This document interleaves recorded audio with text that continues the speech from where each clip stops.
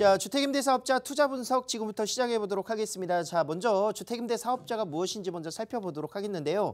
공공주택 사업자가 아닌 자로 민간주택 사업자겠죠. 1호 이상의 민간주택, 임대주택을 취득해서 임대사업을 할 목적성이 필요합니다. 그래서 임대사업을 할 목적으로 민간임대주택에 관한 특별법 제5조에 따라 등록한 사람을 말한다 해서 주택임대사업자는 이렇게 이해를 하시면 될 것 같습니다. 자, 주택임대사업자를 등록하시고 이제 시작을 하고자 하시는 분들은 요거 두 가지만 기억하시면 되는데요. 임대사업자 등록을 관할 시군청 구청에 이제 등록을 하셔야 되고요. 거기에 따라서 사업자 등록증을 하나 받으셔야 되는데 요거는 세무서에서 각각 진행을 하셔야 된다. 그래서 물건지가 많으면 많을수록 이제 각각의 물건지마다 임대사업자 등록은 이제 관할 시군 구청에 꼭 계속 해주셔야 되고요. 임대사업자 등록증은 단 한 번만 받으시면 되겠다. 이렇게 설명을 드릴 수가 있겠습니다. 자, 어떤 주택들이 해당되느냐? 지금 현재 공동주택과 연립주택, 다세대주택, 뭐 도시형 생활주택, 오피스텔, 주거용 오피스텔 이렇게 등록이 가능한데 실질적으로 지금 공동주택의 가장 대표적이라고 하면은 아파트가 있습니다. 그렇지만 2020년 작년 7월 11일 이후에 아파트는 등록을 할 수가 없게 되었습니다. 폐지가 되었죠. 그래서 아파트를 제외한 공동주택이라든가 연립이라든가 또는 오피스텔, 도시형 생활주택, 다세대 주택들이 해당된다. 이렇게 볼 수가 있겠고요.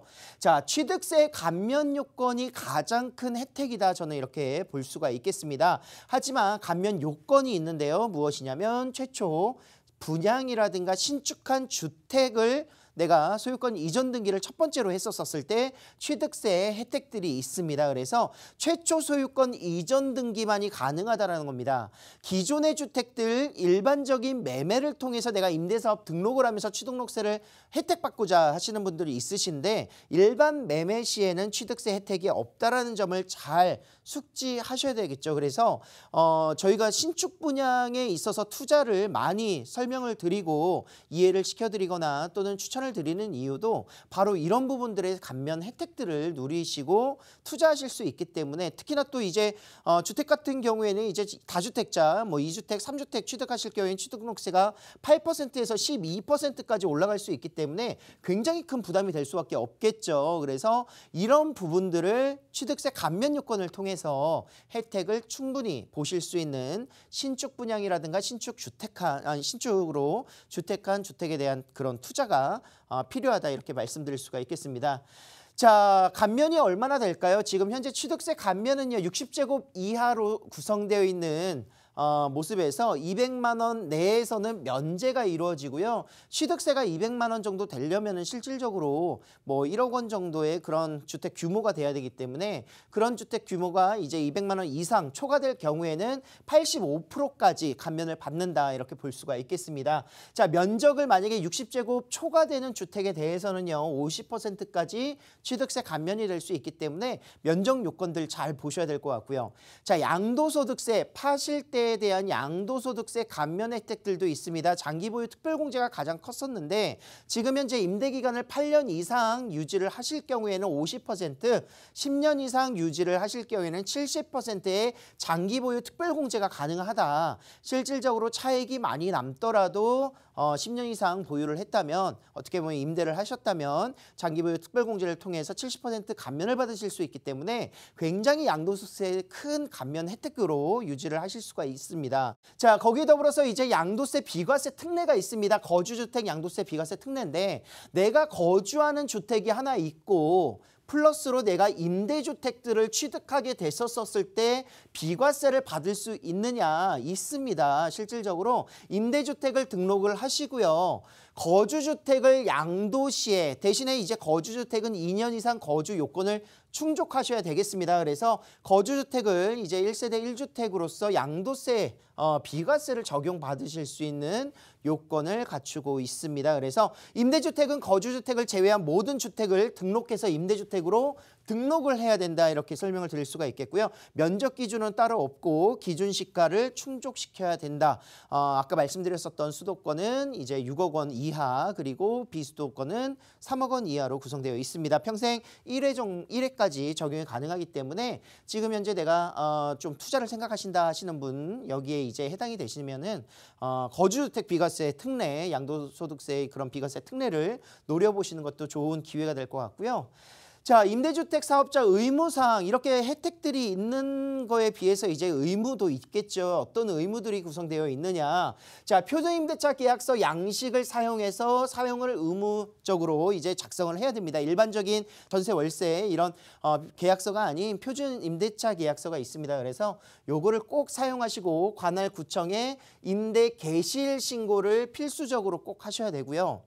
자, 의무 기간도 준수를 해야 되겠죠. 지금 현재 이제 뭐 4년짜리, 8년짜리는 이제 없어지고 10년 의무 임대 유지를 꼭 하셔야 됩니다. 그리고 임대주택으로 등록하는 거기 때문에 주택임대 사업자 아니겠습니까? 그래서 실거주 하시면 안 되고 중간에 양도도 안 된다. 대신에 양도하실 경우에는 포괄양수 양도는 가능하나 일반적으로 실거주 하시는 분들로 이렇게 양도하시기에는 어렵다 이렇게 말씀드릴 수가 있겠습니다. 자, 거기에 더불어서 임대료 증액 제한의 의무도 있습니다. 임대료 5% 범위 내에서 증액이 가능하다 이렇게 되어 있는데 좀 많이 보신 내용 아니십니까? 지금 현재 뭐 요거 같은 경우에는 임대차 보호 3법에 이제 구성되어 있는 내용이기 때문에 상한제가 지금 현재 어떻게 보면은 올릴 수 있는 증액 5% 똑같은 내용으로 임대사업자는 이미 하고 있었던 내용이다 이렇게 볼 수가 있겠고요.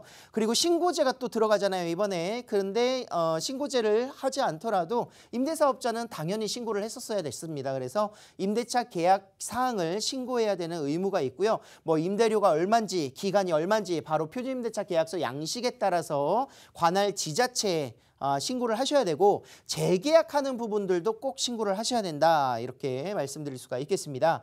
자, 거기 더불어서 작년에 신설됐었던 내용들 임대 보증금에 대한 보증보험 가입 의무 원래는 이제 임차인이 보증금을 돌려받기 위한 반환 이런 그 보증보험을 들었었는데 이제는 임대인도 보증보험을 들어야 된다 의무적으로 들어야 된다 말씀드릴 수가 있겠습니다. 그래서 뭐 서울보증 또는 이제 허그에서 등록이 가능한데 실질적으로 이제 뭐 보증보험을 가입하기 위해서는 그 주택에 대한 감정이 또 필요하기 때문에 뭐 감정평가의 이런 의무라든가 이런 것도 같이 함께 구성을 하셔야 되겠고요. 부기 등기의 의무도 같이 함께 생겼습니다. 등기를 할 때 지금 현재 이제 임대주택임을 알릴 수 있고 명시할 수 있는 부기 등기 표기까지 같이 함께 하셔야 되는데요. 요거는 이제 등기를 취득하실 때 이제 구성할 수 있는 부분들이기 때문에 이런 것들에 대한 의무 사항들을 잘 지키시고 구성을 하셔야 된다 이렇게 볼 수가 있겠습니다. 자, 지금 현재 2021년 올해 주택임대사업자 혜택을 축소하고 폐지하겠다라는 내용들이 검토가 되고 있습니다. 실질적으로 이런 축소라든가 폐지가 앞으로 이제 없어지는 것뿐만이 아니라 지금 현재 적용을 받고 있는 혜택들도 없애겠다는 내용이 나오고 있기 때문에 굉장히 반발이 심하죠. 이런 부분들 굉장히 후행성 정책으로 기존에 약속했었던 부분들을 이행하지 않는다라는 점에서 굉장히 말들이 많다 이렇게 말씀을 드릴 수가 있겠는데 자, 그만큼 주택임대사업자 등록을 통해서 어떻게 보면은 많은 혜택들을 봤었었고 또 차익들을 실현시키면서 이제 좀 그런 수익 실현이라든가 이런 부분에서 투기의 그런 성향으로 많이 인식을 하시는 것도 맞는 것 같습니다. 사실상 뭐 건전한 착한 임대인들도 굉장히 많기 때문에 일괄적으로 포괄적으로 그렇게 매도하는 것은 좀 잘못되지 않았나 생각을 하고 있고요. 그래서 지금 현재 주택임대사업자의 혜택이 감소되게 되었을 때는 어떤 사항이 발생되느냐.